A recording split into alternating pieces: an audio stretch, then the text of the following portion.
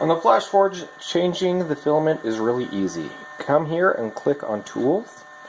Right here, the top left is Filament. And first you will need to unload. You can see it's going to take a few minutes to warm up. Okay, you can see we're almost up to temperature here. What's nice is when it is up to temperature, it will give a beep. Now, you will want to take one hand and press down this spring presser here on the left side, and with your second hand, pull out. Okay. When you take the filament off, please place the filament through one of the hole loops on the spool.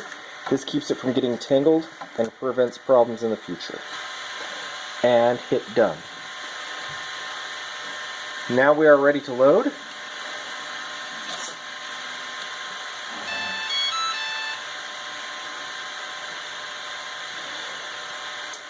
When you go to load filament, it's a good idea to trim it and make sure it'll go in there smoothly.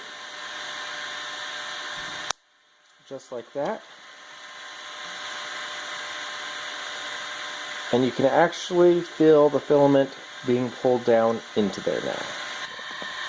So right now the filament's coming out. It's getting all the old white filament out, so you can watch it and wait for it to change to the color you want. And then once again on the menu, click on Done. And it'll sit there.